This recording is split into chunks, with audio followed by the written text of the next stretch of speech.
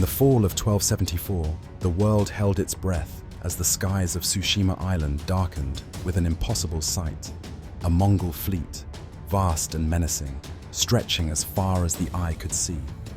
Under the command of the infamous Kublai Khan, 50,000 warriors were prepared to launch an invasion like no other. They were not merely an army, they were a war machine that had steamrolled over continents, crushing the Song dynasty, Persia, and Eastern Europe in its unrelenting march. Yet here, in this quiet part of Japan, 200 samurai stood between the Mongols and the island's survival.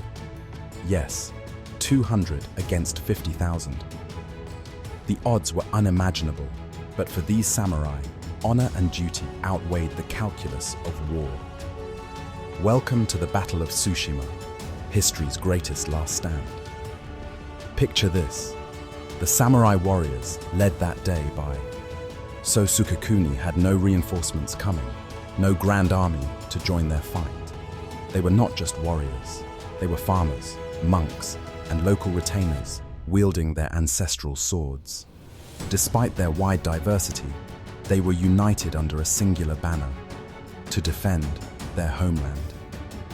To understand their mindset, you need to step into the time period of these warriors. Japan in the 13th century was a society built on honor. To die in the service of one's people and one's lords wasn't seen as unfortunate. It was seen as the ultimate expression of loyalty. And these men, they were ready to give their everything. But how did we get to the shores of Tsushima? Earlier, Kublai Khan, emboldened by his victories, had sent envoys to Japan, demanding its submission. The Japanese shogunate rejected his overtures, leading to the largest amphibious military expedition in history up to that point. The Mongols had brought ships packed with gunpowder, bomb-throwing siege machines, and soldiers equipped with poisoned arrows and terrifying rocket systems. These were weapons unlike anything seen before in Japan. Now let's step into the calm before the storm, Chapter 1. The calm before the storm.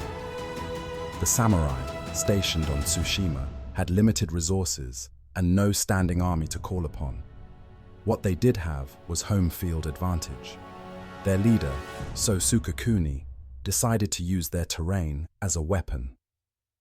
Forests, cliffs, and natural bottlenecks became elements of a grand strategy. Their plan? Strike fast, use guerrilla tactics, maintain the high ground in the literal and figurative sense of battlefield strategy. By the time the Mongol fleet had sighted Tsushima, the samurai had already determined one critical point: the beaches. This is where the invaders would land, and this is where the samurai would aim to strike with everything they had. Sukekuni and his force knew that their only hope was to hit so hard and so suddenly that they could force the Mongols to second-guess their entire campaign. Now enter Chapter 2. The Mongol war machine arrives. The sheer number of Mongol ships was breathtaking. Hundreds of them, adorned with sails, carried multiple cultures within them: Mongols, Koreans, and Chinese soldiers alike, all united under Kublai Khan. As these invaders disembarked onto Tsushima's beaches, their numbers surged like waves upon the sand. Yet waiting for them, among the hills and cliffs, were the samurai. The Mongols were unprepared for what came next. They had expected the samurai to fight according to traditional warfare, march forward in orderly ranks to engage their opponent directly. What they faced was chaos. Arrows whizzing down from the cliffs above, cavalry charges that started out of nowhere and dissipated just as quickly. Sukekuni's warriors shattered the Mongols' expectations with their non-linear battlefield tactics. The Mongols realized this wasn't going to be an easy conquest, and it wasn't even close to what they had anticipated. Chapter 3. Guerrilla Genius and the Spirit of Bushido. So Sukekuni and his samurai bent the concept of war to their will, using brilliant guerrilla tactics. Under the shadow of dense forestry, they targeted key positions, sabotaging supply lines and even setting fire to Mongol ships. They moved in stealth during the night, attacking when the enemy grew complacent and retreating before the Mongols could capture their location. Every blow was calculated. Every strike was aimed to maximize chaos within the Mongol ranks. Confusion and frustration seeped in.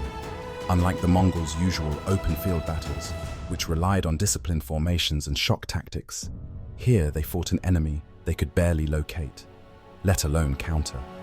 And we must discuss the spiritual backbone of these 200 warriors. Bushido, the way of the warrior. Bushido emphasized loyalty, honor, and sacrifice. Their belief in this code turned impossible odds into merely a backdrop for their resolve. Even when cornered, these samurai did not relent.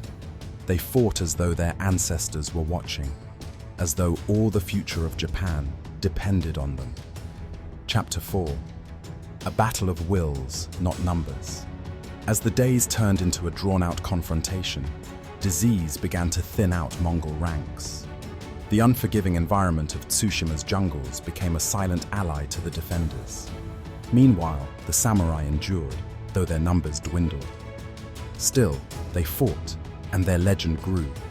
Reportedly, even after their leader, Sosukakuni, fell on the battlefield, his warriors continued the relentless resistance. Their ferocity compelled the Mongols to pause and reevaluate their strategy. Though 200 samurai were too small a force to halt an invasion, they made it grueling, slow, and demoralizing. The Mongols had come to Tsushima believing they faced an inferior opponent, a stepping stone on the way to total conquest. What they got was unyielding resistance. Chapter 5. The Ripple Effect. Now you might be wondering, did this heroic last stand end the Mongol invasion? Not directly.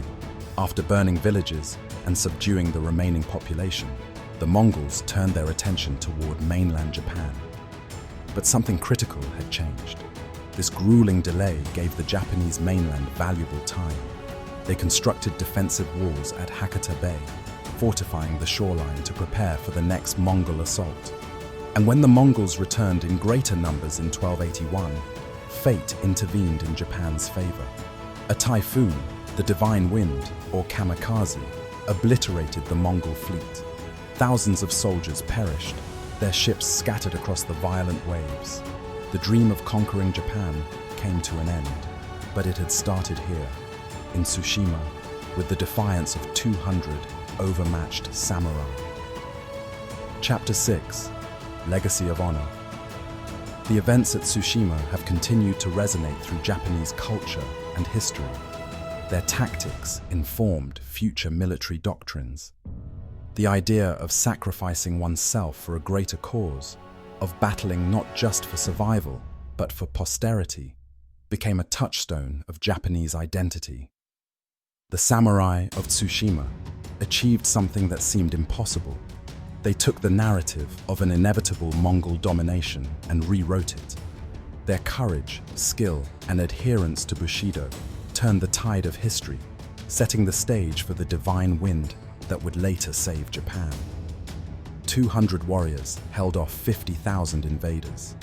They stood against insurmountable odds and changed the narrative of the age. This isn't just a story of military tactics. It's a reminder that even in the face of overwhelming adversity, courage and sacrifice can leave an indelible mark on history. And so, the Battle of Tsushima remains one of history's greatest last stands. A tale of valor, strategy, and spirit. A moment when 200 men chose honor over survival. This is their story.